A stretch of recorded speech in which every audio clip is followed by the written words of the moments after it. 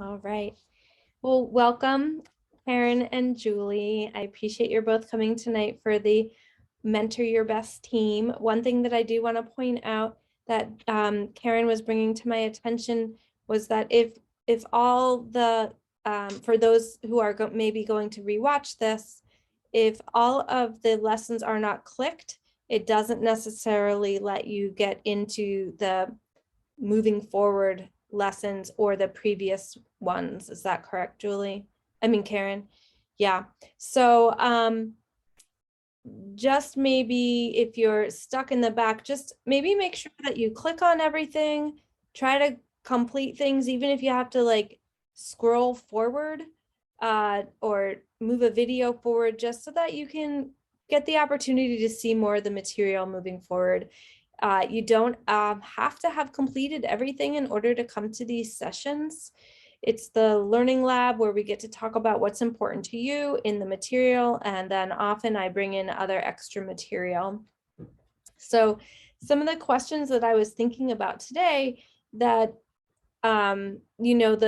this past week's module, I had put in there kind of the different components of what it's like to mentor a good team and some of the elements that are important about kind of thinking about the we rather than the me. Patrick Lencioni is kind of a master, the way Stephen Covey is, about team building, and his 5 Behaviors of a Cohesive Team is a very powerful book and a very powerful model that really teaches a lot of teams how to kind of move through the different stages and work together. Then I brought in the concept of psychological safety, because this is something that's really critical for people to, especially teams, and Google has done a lot of research on this. Amy Edmonds is a really big researcher as well. Might be Edmondson. I always get those kinds of names wrong when I repeat them back.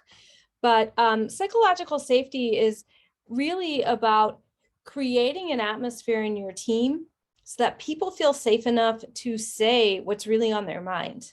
And not in a combative way, but it's more that we trust each other enough that we can say things and we're not going to feel offended, because we know that the purpose is about growth and that we know that it's coming from a place of good and not a place of attacking. And then there's 2 things that I put in here that are kind of connected, and I'm really curious, Karen and Julie, what you think about them. Kind of about the likability and leading a team and kindness at work. Because that can be very challenging for women in particular, which is why I put the likability about leading a team up there, and then the kindness component. So I'm you don't have to talk about that, or you could, but I guess I'm curious for you, because much of the other stuff is pretty standard, and we don't talk a lot about needing to be liked, and also being kind at work and what that can look like. So yeah, I would love to hear your opinions on that. Well, I have some thoughts. I think there are ways to give direct or kind of critical feedback in a kind way. I think it's really important to be direct and to be honest, but it can be done in a kind way. And by that, I mean, partly, being prepared and having thought about how to deliver a message, or that might be land negatively.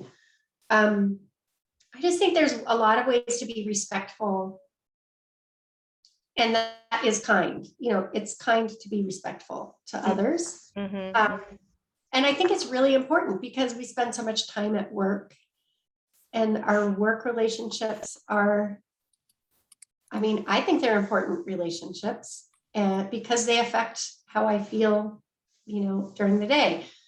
So I think it's always important to be kind. I think likability, I mean, that was really interesting to me because I think, I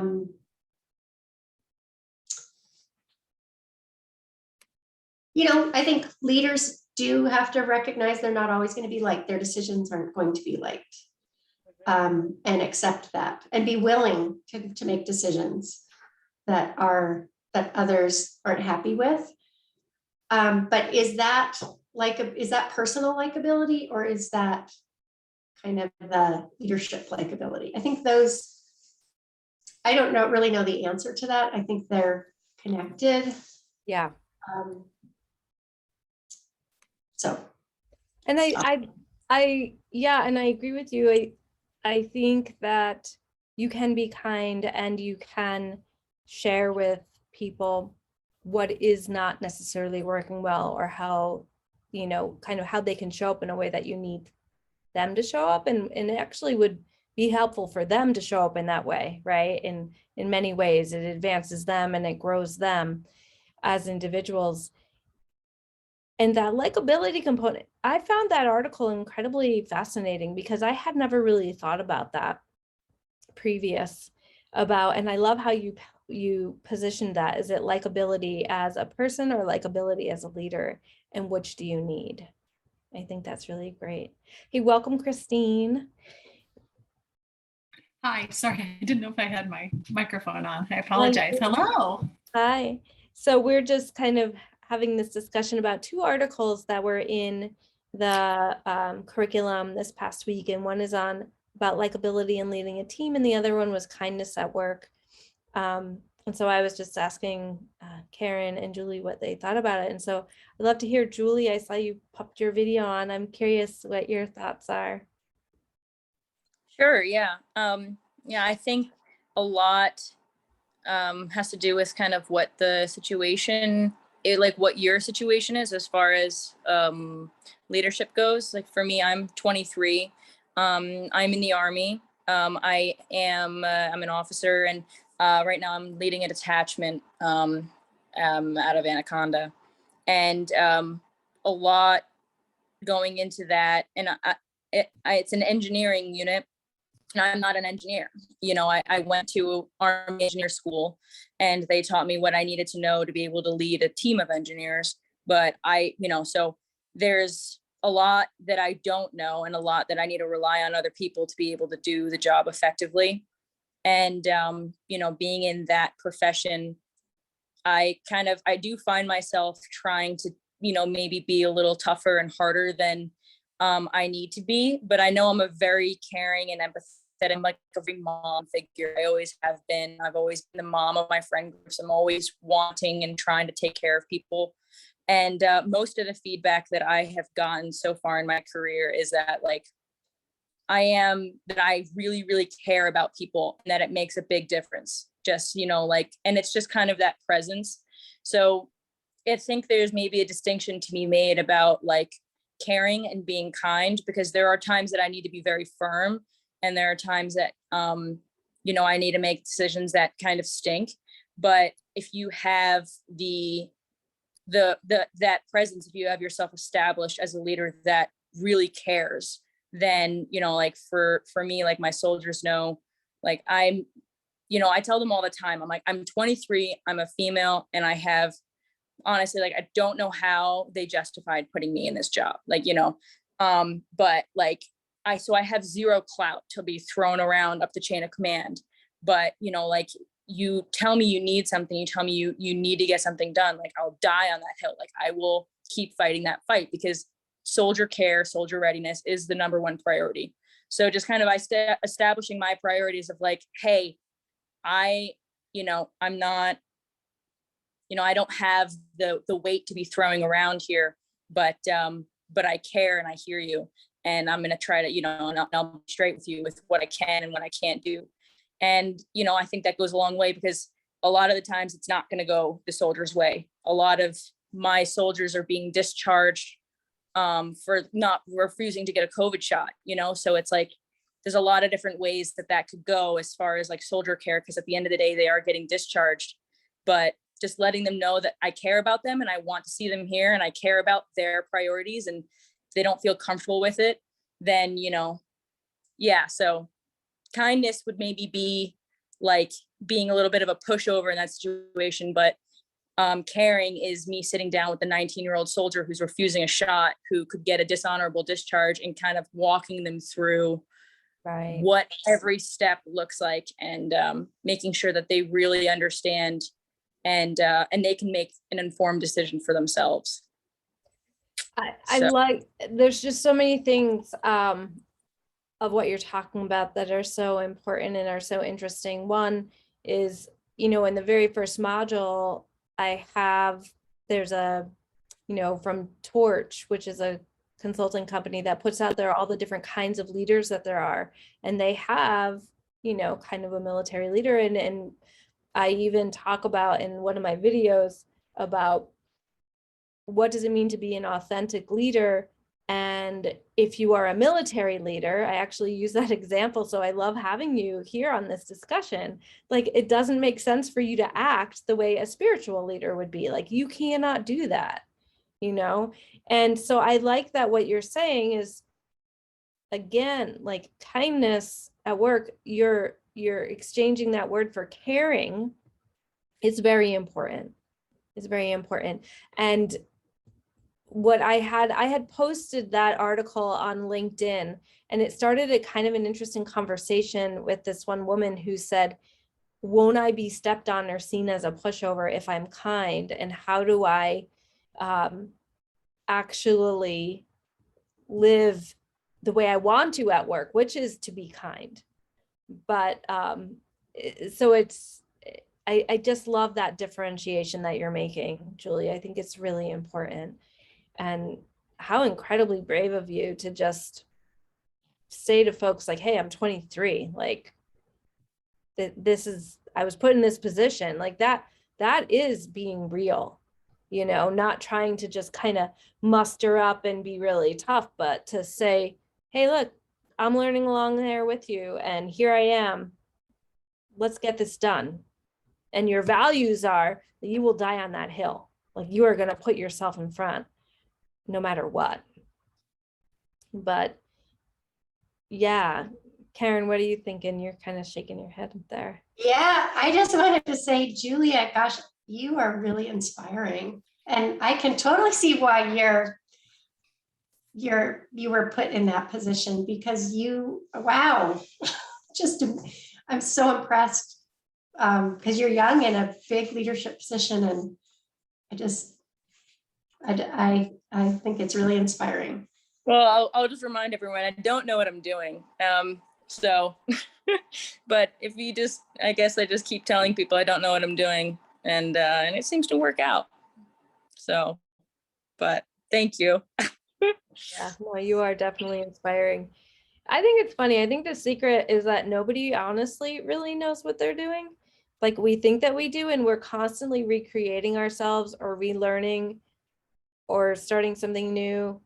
And that really struck me. I went to this conference for therapists, and I was a beginner therapist, and there were about 500 people in the room, and they had you raise your hand first, like, you know, what year were you, like, how long have you been practicing, blah, blah, blah, blah, blah. And so you saw, and then they said, and how many of you are still scared to walk in the room with your, you know, patient or client? And nearly every single person raised their hand. And how many of you feel like you don't know anything? And they all raised their hand. And I just all of a sudden was like, ooh, I'm in good company, you know? And it just taught me right off the bat, we're all just trying to figure it out. So you probably do know more than you think, or just as much as anybody else would.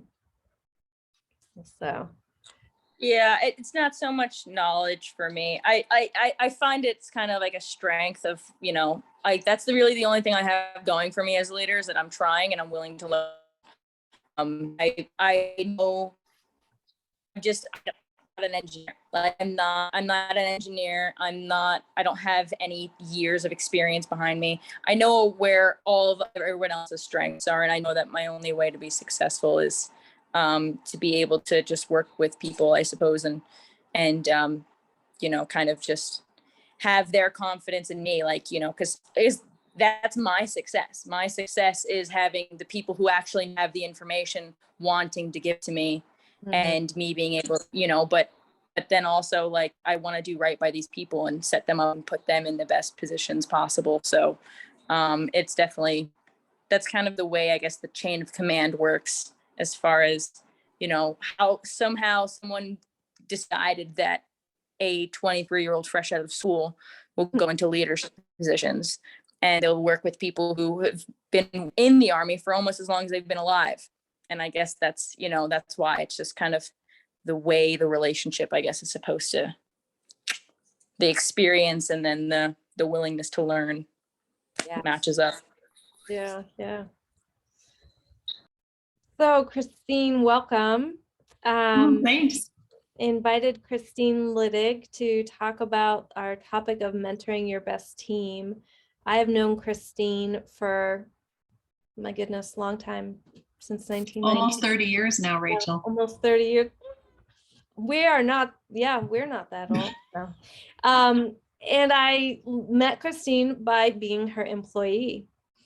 And Christine has mentored many a team in many different situations.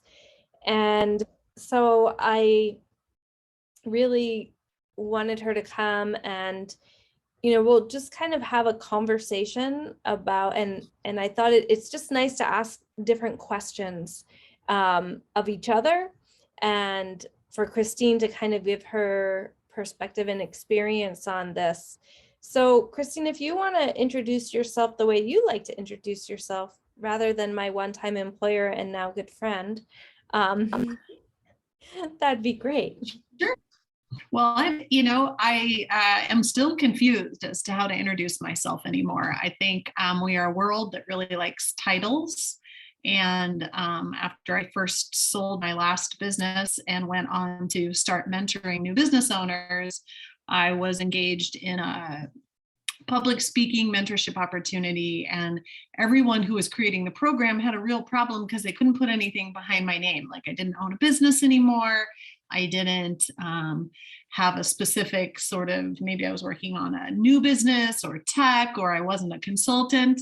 And it became a point of consternation for like 2 days as to how they were going to label me in the program. So I always laugh. I don't know how to label myself anymore. But what my current role is that I work with the Missoula Small Business Development Center, and I'm responsible to train and help mentor business owners through maybe business ideation, financial planning, business planning, perhaps marketing and advertising. Action of what I do is really leadership and listening to people and trying to meet people where they're at, so that I can help them get through either plateaus in their business, or, as we've been experiencing now, really some chaos, quick turns and bits during this pandemic. So that's my role now. But my history is that I've owned 2 businesses in Missoula, Montana. Both of them are food service businesses. The first one I created myself, which is the one Rachel worked at, called Redbird Restaurant, which no longer exists in Missoula. But and then I, after that, purchased Bernice's Bakery with my husband, Marco, and we owned and operated that business for just under 15 years. So now I am no longer a business owner, but a mentor. And like, even though I'm working with the SBDC, I don't know that the job title is my label. I think I'm more than what the job title is. So away we go. Yeah, I think that's absolutely true. I think job titles, we are way more than that. Yeah. And we definitely get stuck, I think, by being, told that we have to have that kind of stamp on our head of what you do is who you are type of thing. Well, and this question is I'm gonna throw this one out to all of us first to start our conversation off, which is, how do you like to be mentored on a team?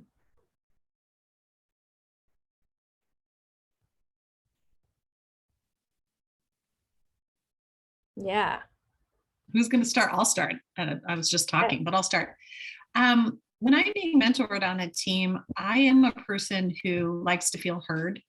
I come to a team.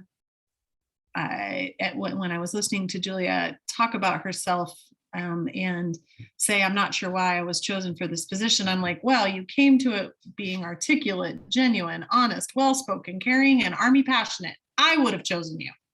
And you walk into the room who you are, and so you want to be embraced for who you are. So I want a mentor who's going to listen, mentor who appreciates brainstorming and ideation, a mentor who's willing to show me how I'm supposed to be as much as tell me how I'm supposed to be, what they want from me. A mentor who makes me feel safe to take risks, which I think one of the things that you all have been talking about in this authentic leadership course is psychological safety, right? We want to be in a place where we can be our best selves. And in order to do that, we need that space.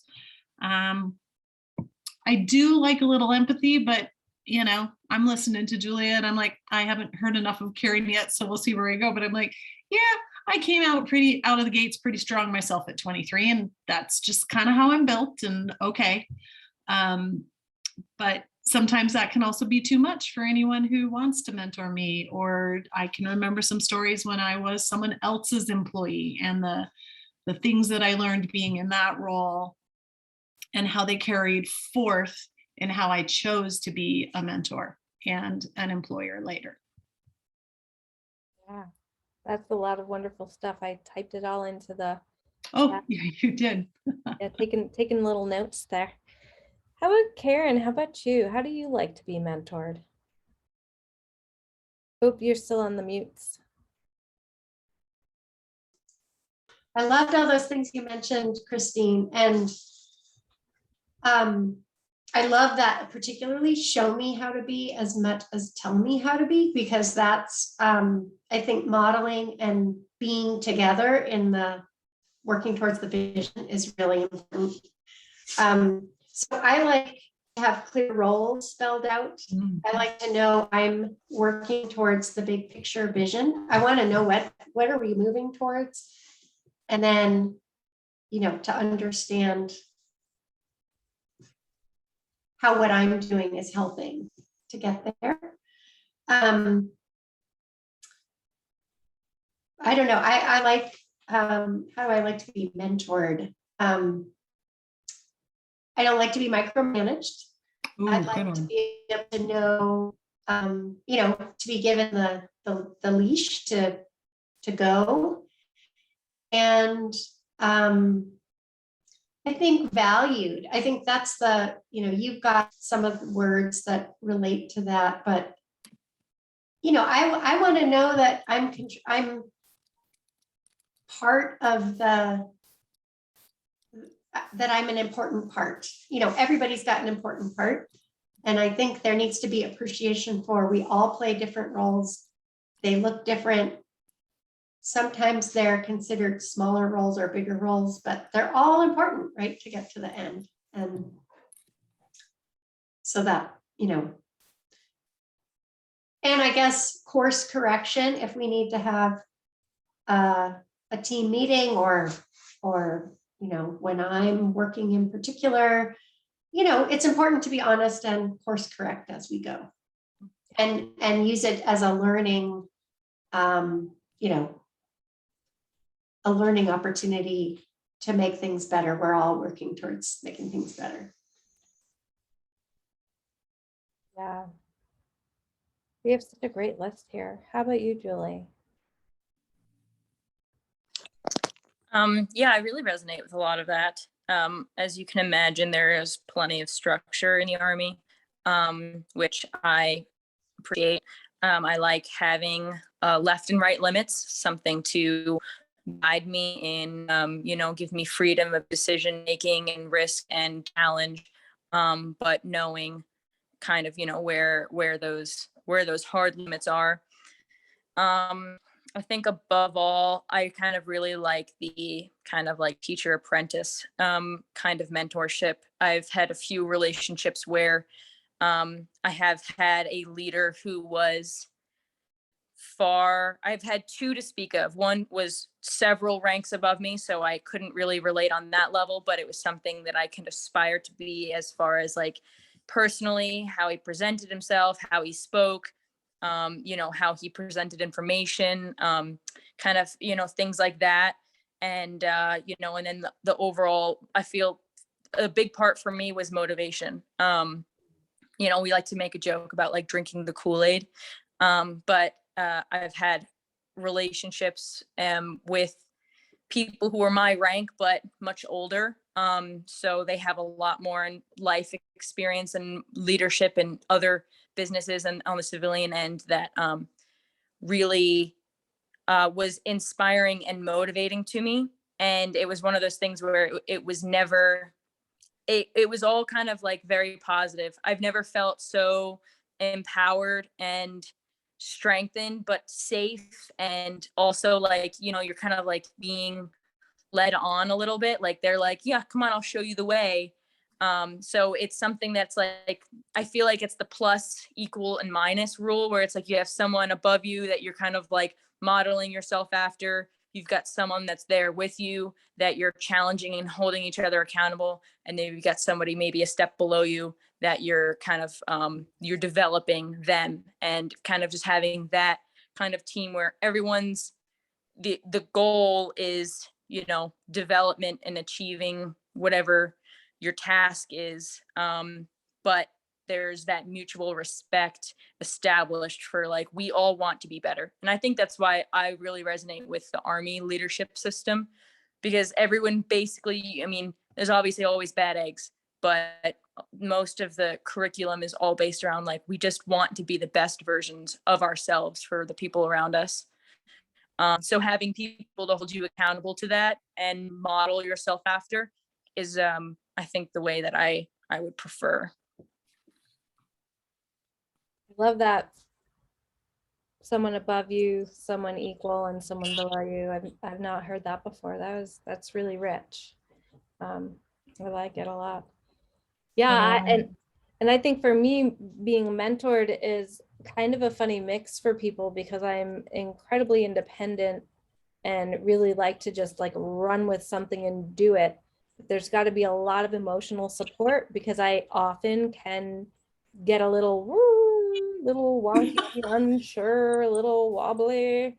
And so having that kind of mentorship that's like that, I definitely respond very well to Rogerian, which is like unconditional positive regard. Like, you got this, you can do it.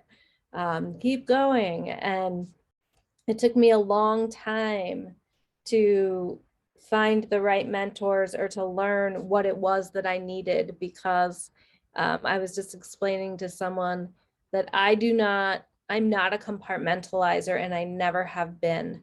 With me, you get the whole mashup.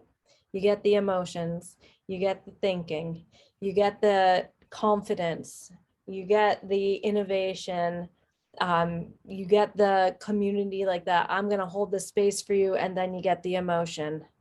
And so, mentorship is so much of what you all said about being valued, being heard, and being able to kind of like let you be your own unique little butterfly, that might look like all the other butterflies, but actually has something different. So I think it's an important question for us to think about, like, how do I want to be mentored when we move into mentoring other people? And whenever you're in a leadership position, or even supervisory, or even, our peers, we're constantly mentoring our peers. I think we call it more giving advice, but we really are mentoring each other. So I wanted us to start out with that and then lead into Christine. Oh, thank you. And then, Karen, you had raised your hand. So, yeah, before I lead into Christine's question, I'd love to hear what you had to say. Oh, sure. I was typing it. I didn't know if you'd see me. I think Julia said this earlier about recognizing strengths. And I think that's important in mentoring because, it's like, if your strengths are being recognized, then, or you're being stretched to try to overcome something that you're not as strong in, that's a different positioning than, well, why aren't you doing this thing that you're not good at? It's trying to build from the best parts of you. And so I think that's really important. Yeah. Oh, I think that's so true. I appreciate your bringing us back to that. And it is. Yeah, so leading into the question for Christine and to kind of kick off from her experience, it's when you know how you like to be mentored, how do you mentor other people on your team when they have different needs and ways that they like to be mentored? Hot button question. Are you asking me? Yeah, I'm asking you. I think it's, first of all, just really fun to hear each of you talk, and also Rachel, to hear you reflect on your own ideas of what mentorship or leadership look like. I think when you have a mixed team, one of the most important pieces that became a proven success tool in building teams for me was finding the space to listen. And so it isn't just being a listener, it's creating space. It's making people aware that you have space, even if you don't say today is the day I have space, or I have space from 1 to 2 on Wednesday, or, but that you are approachable. And that approachability can come in many different forms, because the businesses that I were in were food service businesses. And in some ways, Karen, I have no way, actually, I'll pause. Karen, what's your business? I'm in conservation. I work for the National Forest Foundation. Okay, thank you.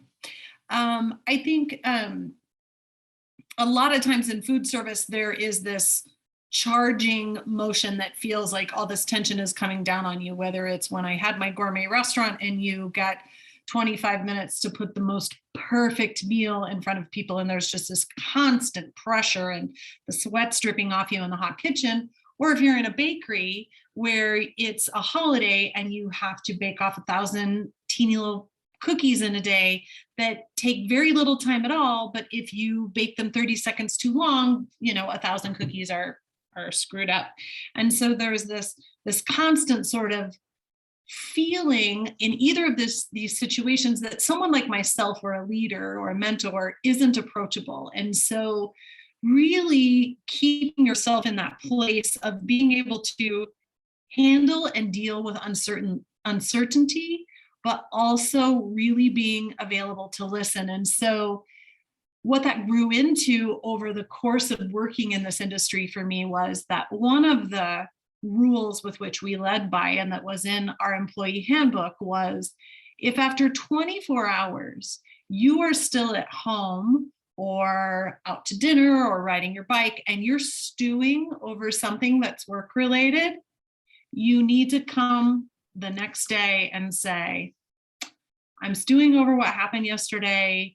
It's not sitting right with me, or I need to talk to you about something I experienced yesterday with a customer or an employee, or, hey, Christine, wasn't really psyched on how you handled when I burned 5 dozen cookies yesterday, or whatever, And so we operated with this 24-hour rule. And quite frankly, it also meant I had to operate in that rule, which over time made me so much a better manager, because I also wasn't walking around, or a leader, I wasn't walking around carrying this heavy weight of how I was, feeling about things or responding to the way that someone was working. It was keeping, most of the time, I'm not going to say we didn't trip up, but most of the time it was keeping this clean slate, and where we were all just creating this synergy, interactivity all the time. But the other piece was that each time a new employee would get hired, I would hear from my managers, everyone is so afraid of you. They're so afraid to talk to you. That you're so intimidating. You walk into a room and you know what's going on, and the new employee doesn't, and they're just like, "Whoa, that's the owner. Oh, she's intense." And I just do my thing. But I would always stop to the new employees, and in any sort of employee staff meeting or different departmental meetings, I would remind people that at any time over the course of the day, if they needed to talk to me, they just needed to come up and say, "I need X amount of time from you today." That I would more than likely not be able to give it to them in that moment, but that I would absolutely carve out time for that period of time to talk with them. And I will say that, I have no idea what leadership or management looks like with the new owner at the bakery, but I do know that there are still employees there who worked for me, who are working for the new owner. And so I see them a lot, and they say to me, "Oh, the thing I miss the most was how if I needed to talk to you, you made it happen." And, I'll just be honest, most of the time it was like a 5-minute conversation. Even if someone told me they needed 20 minutes, it was just whatever that thing was needed to go away in order for that person to feel connected to whatever the goals or the energy or the direction of the day was headed. So that's my answer. That 24-hour rule is phenomenal.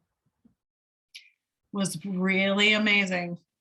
Yeah. I really actually tried. I'm going like this because I work from home. So here I am in my home, but I do try and have that be a rule in our household. It's a little harder with family, mind you.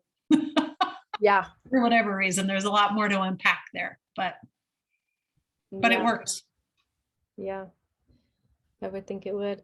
I'm curious. So Karen wrote, given many of us are working from remote teams, I think you think your "what time do you need" is a bit different than in person.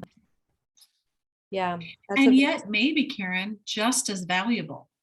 We just had a moment with the overarching team that I work. So while I work with the Small Business Development Center, we're housed on the university campus, the University of Montana campus. And there are different facets to the overall umbrella. And we each offer something different, but yet the team meets once a week. And we had a moment in a team meeting the other day where, after operating in this position now for 1.5 years with everyone on screen, I've never met anyone. Well, that's not true. I know 2 members in person, have met them and have a relationship in person, but everything else is just having met people from a screen. And it was really interesting because we had a moment in our meeting that was so taut and made me realize that we all have been hanging on thinking this was going to come to an end, and no one had been working on work culture or real relationship building. And so in response, what I would say to you is, if someone on a Zoom screen or whatever said they needed to talk to me on the phone or meet me separately, or I would definitely carve out time, because you could have sliced the tension with a knife. It was so aware that there were 14 people on the screen and that these 14 people were not connected. And I was like, oh my Lord. And I was so happy I wasn't the person who was the leader that day. that was not my role, because I'm like, wow, there's some big work to do here, and someone's going to have to step up and do it. Mm-hmm. Well, Christine, I really love your being really overt about saying, "I'm available. I will make myself available for you."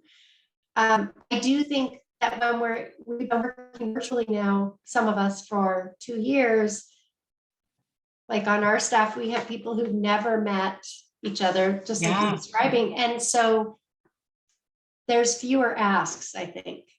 And so how do we overcome that? It's easy just to stay in your own little virtual bubble and not say, I need your time. And I think that's something we have to overcome. I think it's interesting, and I don't know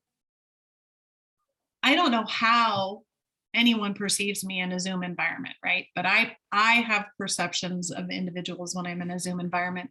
And what I have found interesting in this same new situation that we're in, and like you working remotely for the last year and a half, almost 2 years, I am not in a leadership position, but I did just share with the CEO of Accelerate Montana that I have been contacted by 6 of the team members to have conversations, that there's something in whatever I'm doing or emoting and not laying down the 24-hour rule or here I'm available. Somehow I am overtly available. I don't know what that is. But there may be someone on your team that is actually getting that outreach and discovering who that is and who team members are leaning into. I think is an important discovery as being that person yourself. Yeah, Christine, I like how what you're bringing up is that mentoring is about being available and not necessary, and listening, and not necessarily dawning knowledge onto somebody. And Absolutely. yeah, and so that's a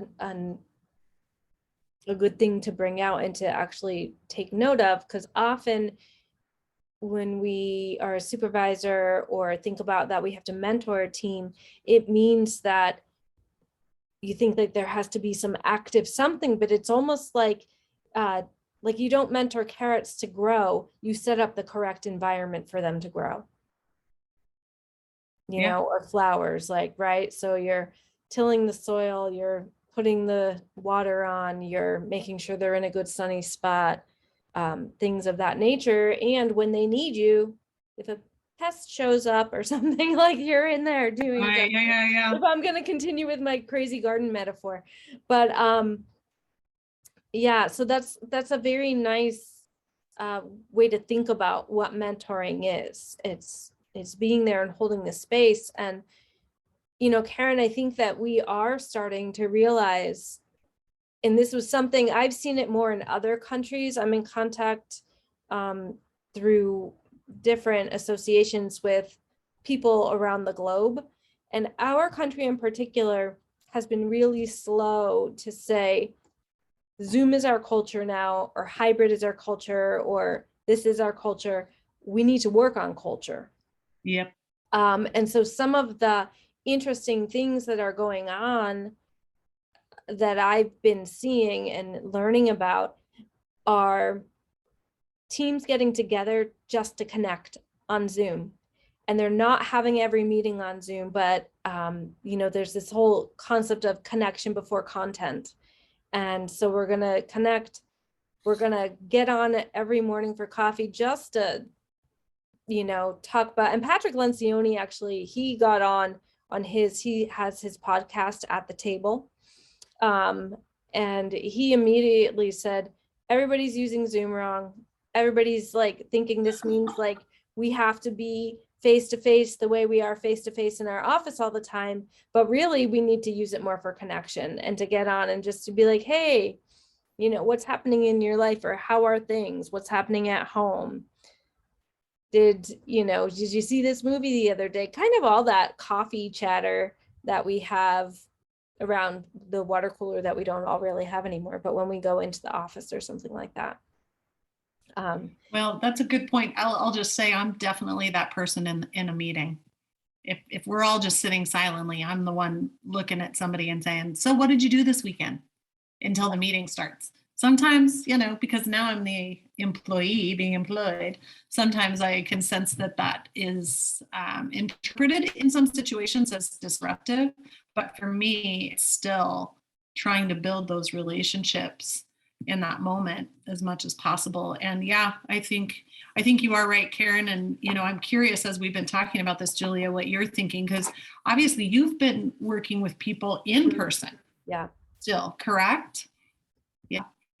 And what that transition during those time has felt like, and what that's felt like as a leader during this time has to be a little different for you than it is for us Zoomers these days. Yeah, I was in school when COVID started, and I was unemployed. I had a couple jobs lined up that obviously fell through upon graduating, and then I went to Army engineer school for 6 months, and then I started a job at the university in September. So and that's in person, and most of our team, so I don't really have much to say on that part because everything in the Army has been in person. Was like 3 remote drills, and it was basically just us sending YouTube links to our soldiers, like, here's how to safely mount and dismount a Bobcat, and it was absolutely worthless. So we have not been doing that at all. And a lot of as you can imagine, a lot of people in the Army a lot of the younger people in the Army are not keen mask idea and all that. So anyway, so there's been not much change on that front, but I will say my work at the university, most of the team is remote, and we go on Google Chats, and we are required to say good morning to everyone in the Google Chats, and someone always puts a dad joke in there, and we are required to, like, that was the first thing they told me. They're like, you need to check in every morning on Google Chat and say good morning. And I was like, okay. And we need to send an email to the team saying like what we're doing for the day, just like, here are the tasks that I'm trying to do, that kind of thing. And then we meet once a week, and we just have literally just a 1 hour block of time to just BS in the group chat as a team. And it really is great, because I didn't know anybody. There's only like 3 or 4 people in the office. And I'm like the new admin, so I'm like just trying to like help everybody out. And it has been really, really great for team building and stuff. So just on the new person perspective, I definitely feel like I've gotten to connect and know people a lot more just because of those things.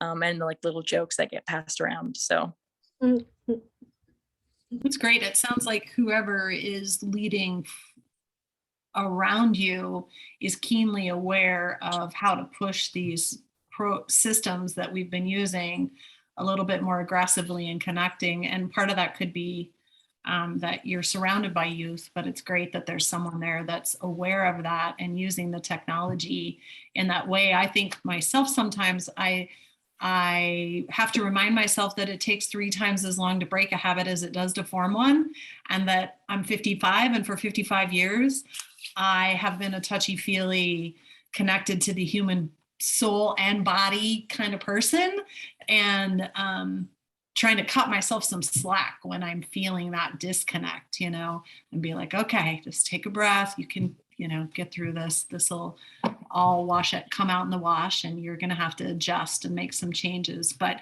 I think, Karen, when you were saying you taught a class, or had an in-person, not taught a class, but had an in-person meeting today, as people start meeting again too, I think there's going to be a whole other adjustment of people coming out into space again and being with one another again. That's going to be a big part of our journey too.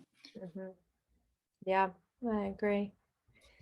Well, it's interesting because a follow-up question I had, and I think that this is something I've been reading quite a bit about as far as leadership and mentorship.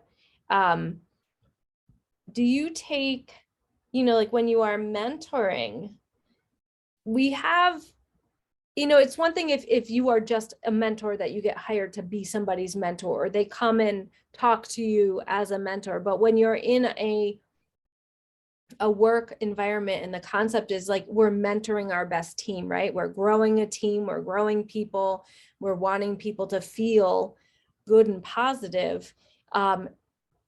I've been thinking a lot about, do you take your cues from the needs of the team or the individuals, or your needs as a supervisor, leader, mentor? and I don't necessarily mean accountability, right? And I'm not talking about accountability of getting tasks done. But when we think about mentorship, it's more than just getting tasks done. So I'm curious, Christine, had that ever kind of come in your head at all? Or maybe now in these new roles that you're in? Well, I would be neglectful if I didn't respond to that question from a business owner lens. I mean, that is the history of where my leadership over the course of time and historically now upon reflection shines. That there's this idea that, whoa, such a leader. She had this business, she created it, she created this team, she sold it, she had this business, she created it, she created this team, she sold it. You know, it's more than just the math of it all. It takes a leader to do that. But I have to say that from a business lens, it wasn't my needs or my team's needs. It was the needs of the business. And so in reflecting on some of the conversations that we've had, it could be Julia reflecting on what's the goal of the day, or Karen saying the team is headed this direction. And the needs of the individuals, for the most part in my leadership history, come in moments of perhaps crisis, misunderstanding, barriers, confusion. But really, we're moving as a we from the moment the gates are open. And so when I think about whose needs did I prioritize, well, I'll just say I almost certainly didn't prioritize mine. And I think, and Rachel, you know, it's been a long time, but I think most of my staff would say, if we were talking about needs, well, I certainly didn't prioritize theirs either. I prioritized the departments with which they were in. I prioritized the goals with which we have set. But when it became about needs, that was almost back to that 24-hour rule, or if there were moments of crisis or barriers, that those were moments where needs were addressed, evaluated, maybe even encouraged or met, and sometimes they weren't met. And I think that's also, you know, one of the beauties of listening to someone young on the screen in a role of leader in leadership is that, you know, it doesn't matter what your age is. Sometimes you just don't meet it. You don't meet the needs of the person in front of you. And if you're operating from a place of, well, we're stronger if we're together, and that's what's driving and taking you to the next goal, then hopefully you can keep people tied together in that motion, but you may not always be meeting people's individual needs. Excuse me, I kept wanting to put an S on there. But again, I most certainly wasn't meeting my own individual needs. My needs were driven by what needed to happen for the business so that I could pay everyone in 2 weeks, or order more product, or give the customer what they needed on time, or any of those elements. Yeah, Karen. Yeah, I think that's super interesting. And Christine, I'm also 55. Oh. And so, you know, I think we're in such a shifting work environment right now with a lot of different expectations from younger workers. And there is more, you know, so I have a very similar kind of approach to you. It's like, what does our organization need and how are we going to get it, versus what does this individual in front of me need? Like, it's like in the past, it was like, well, I hopped in line for the bigger thing. But, you know, we're hearing a lot of, well, what am I getting out of this? You know, and I think, you know, we know that nationally, the great resignation, you know, workers have expectations. And so I think it's really interesting to think about, how do we reconcile those, you know, expectations with what's our purpose for being at this organization or business? I think, first of all, I'll just say, I couldn't be more grateful in my life that somehow I sold the bakery at just the right time to not be leading a business through this pandemic and this current change, because it isn't just a generational change that's happening. It's a societal change. It's an epidemic change. It's we have been through trauma, whether we want to acknowledge it yet or not. It's been a traumatic experience. But I will say that long ago, and I wish, Karen, that I was better at remembering when I read something and who wrote it and where I could find it again. But long ago, when I was owning Bernice's, and I must have been 40. I was 40, come to think of it, because I wrote a note in front of myself. And Rachel, I think this even came up in my last time that I spoke to the Authentic Leadership. But I had to write a note to myself on a piece of paper, and it was taped directly in front of me on my office wall that said, "You are now employing people half your age. You are 20 or whatever, you're older than them." And in doing that, it presented some challenges, probably just like you're feeling right now, right? There's a whole new generation of workers with a whole new perspective on what work should look like. But this gentleman whose book I read said, you need to decide the elements that you believe are values that you want to bring into the next generation. You don't augment those values. You listen, you participate in conversation, but again, coming back to mentorship, you also teach why your business is choosing to operate X way. So I don't know if I would be successful with this generation right now, but I know that when in my 30 years of employing 35 people around the clock, I dealt with two different generations coming through who were very different types of employees. And what I always hung on to was, these are the elements that are needed in work. And this is work. And I want to grow you in the way that feels true and honest and makes you feel valued. And I want to grow your strengths, but I also want to say to you, I'm seeing this like sweet spot, this really cool thing that you're good at, like someone who promoted Julia to run a group of Army engineers, right? I'm seeing this sweet spot. So here you go. And I think it's that, again, coming back to that interactivity and genuineness, but being very clear about what the needs are in your particular situation that you are asking people to sign up to. And I guess that I'll finish by saying one of the things that I always did, and for the entire time I was an owner operator, in interviews, I would tell the people that I was interviewing, this is a two-way interview. So if at any moment you have a question for me, shoot it to me. If at any moment you feel like you don't want to work in this environment, the conversations we're having, what I'm sharing about our business, you can just say to me, I don't think this is a job for me. I want to go. Because we spent a lot of time working to find the right people who understood what our mission was, what we were trying to create. Because food service, and now everyone's experiencing it, but food service flips people. We don't retain. Retaining staff, I mean, when Bernice's finally started retaining staff for 5 and 6 and 7 and 8 years, it was because we were starting way over here and saying, this is a two-way street. This is an interactive relationship. Here's how we operate. You know, get to know us. We're actually really good. We like what we do. We have fun, but we work really hard. I don't know. Mm-hmm. And I don't know if that helps you, Karen, but because I'm not living it. And I do know that. I know that. And I hurt for people that are living it, and in and amongst all the other things that are happening, it has to be very difficult.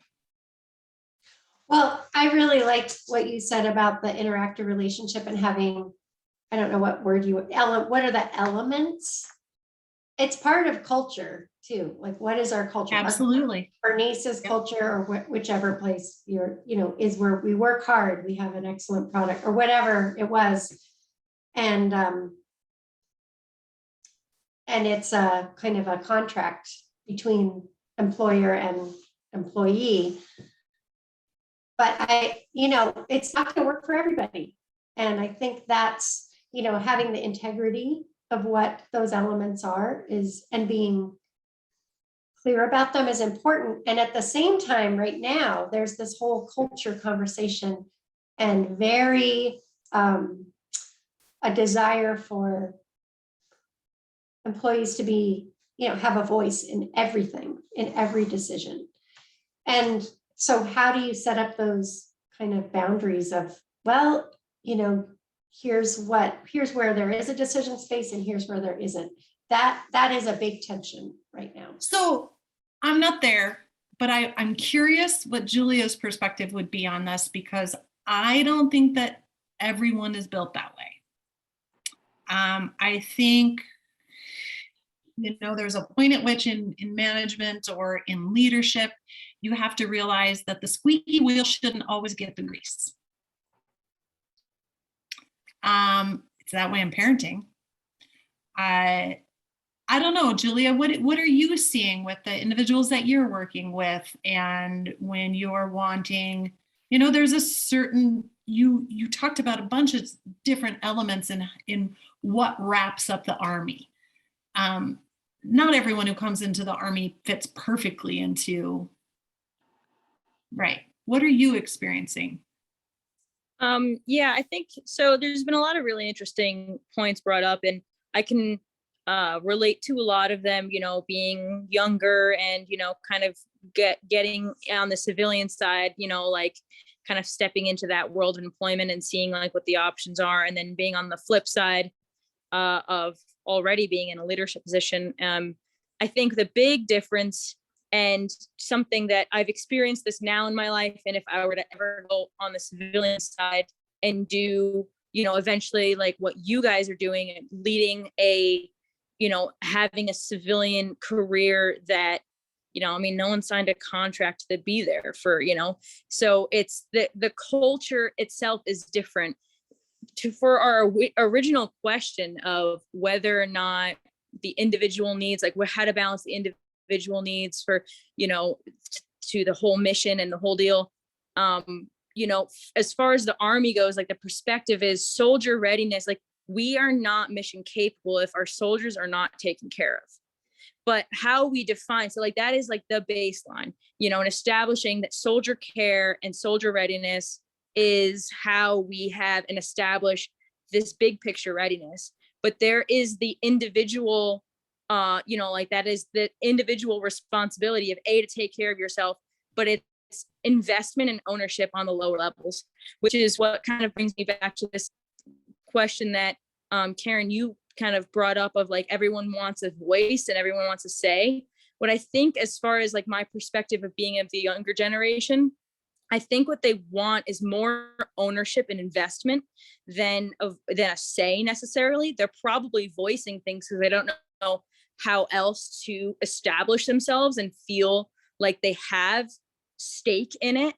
But I think it really comes down to the culture and how, like in the Army, people don't need to feel that because they already have an identity. They already know that they are established in this chain of command. They know their role. They have ownership.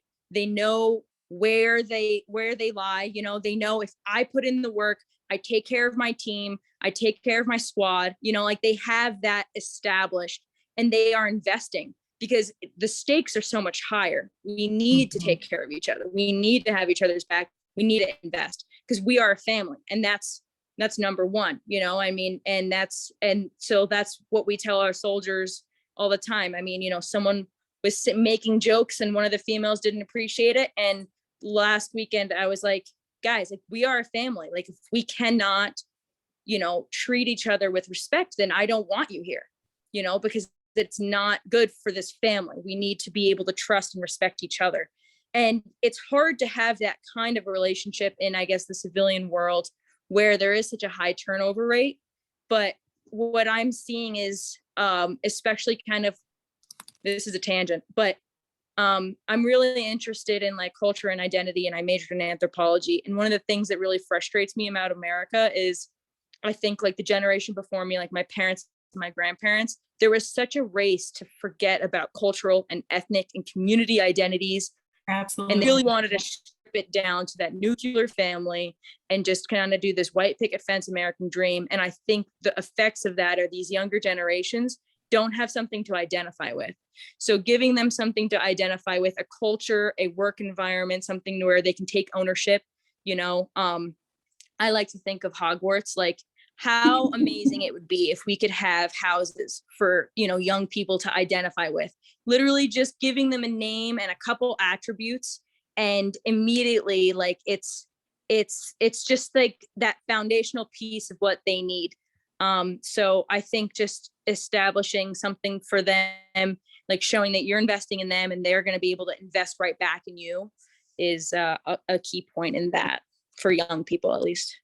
I want to answer your question a little bit more that's in the chat, Karen, and communicate why I said onboarding, because it doesn't solve what you're living in. But I do think it's important to acknowledge that we all make incorrect hires. We all bring on board individuals that maybe should have never been brought on board in the first place. Either our hiring practices weren't honed in. We began to feel desperate.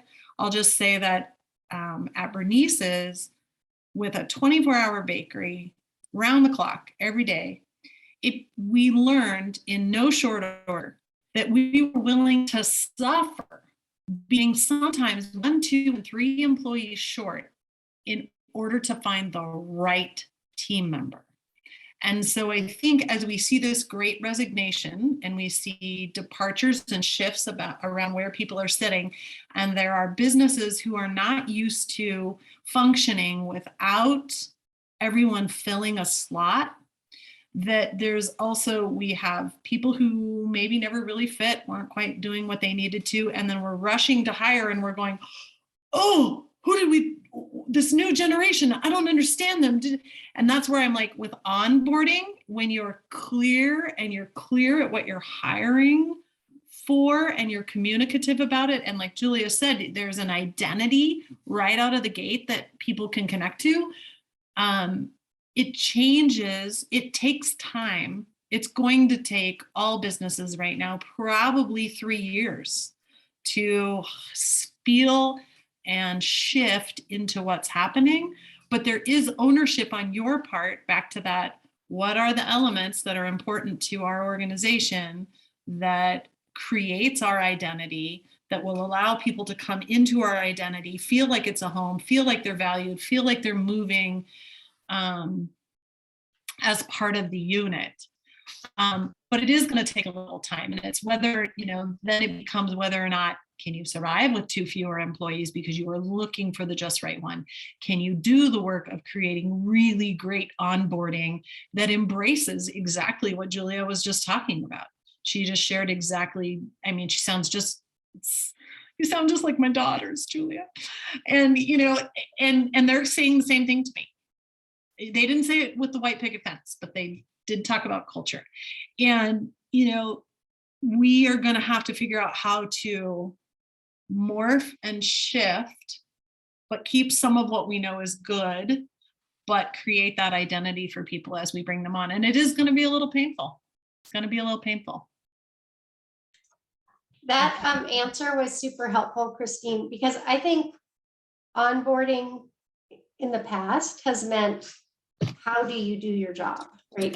What skill, what information, what access to, what training or whatever do you need? But it's really a lot about how do we work together, what the culture of the organization or the company. And I think part of that's why there's so much change right now in culture.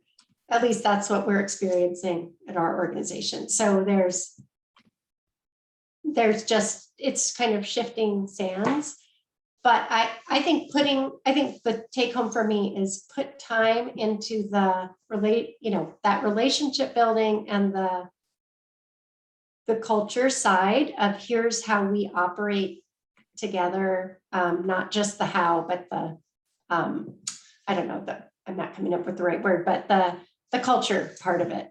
is equally as important. I'm popping a book in the chat. And I use this hiring method for, pretty much 25 years.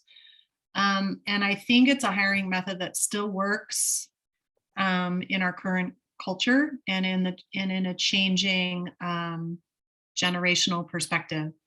And it might be something worth looking at, just if you're evaluating what your team is needing and what you're looking for. This book is really amazing. I still have it. I've owned it for 25 years. So it's really great. I don't want to spend too much time going yawn about it, but there it is for you to explore. This has been a remarkable conversation. I feel so lucky and fortunate that the people who showed up tonight were the ones who showed up tonight, because I think Yeah, that great mix. really, just a lot deeper and more moving and illuminating than I could have hoped for. And so I just want to thank you all for coming. And Christine, thank you for, for coming in and enlightening us also with just your experience. And it's a poignant experience. Food service is one of the hardest types of businesses to keep a team together and to keep people showing up and actually feeling good about doing their job. It's a tough business. And so your experience that you have in mentoring teams, I think is one that we all can learn a ton from. So thanks, you Rachel. so much. Yeah.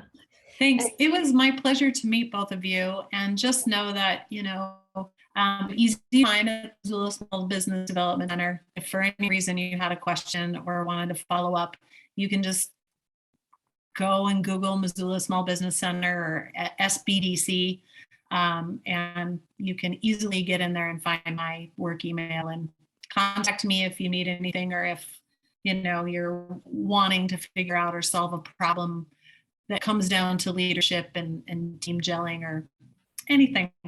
I'm out here trying to, like the rest of everyone, trying to figure out what the next move is and how to grow and be the best person and assistant I can be as we shapeshift once again as a country and as a community. So my pure pleasure. Really, really just, I agree with Rachel. Great group. Yeah. Nice talking to you both. And I'm going to cut out because I think you have other things to do. Okay. Thanks, Christine. Rach, for the invite. I'll talk to you later. Thank you, Christine. Yeah, you bet. Bye-bye. Bye, thank you. Oh, I was a little late on that one. That's okay. I think she got it. Yeah, well, thank you both so much for showing up today.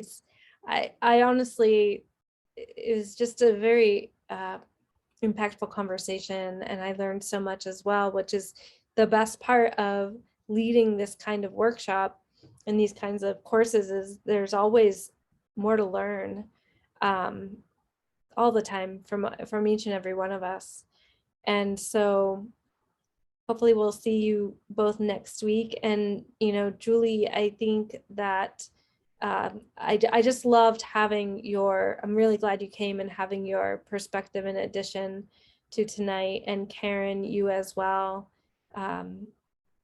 Hopefully, we'll be able to have more of these really great conversations that, I wrote down so many things to be thinking about and to continue learning, which leads us perfect into next week's, which is growth mindset.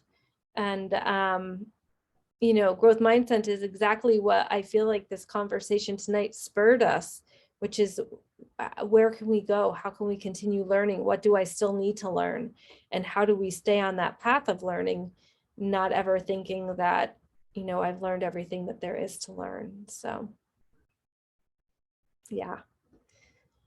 Wonderful. Well, and then next week there's no guest speaker. I just have I kind of have a presentation about growth mindset that has different information than is in the module for next week. It's kind of gets in a little bit about the neuroscience and how our minds work and how we can learn from neuroscience in order to keep our minds growing and ourselves growing. So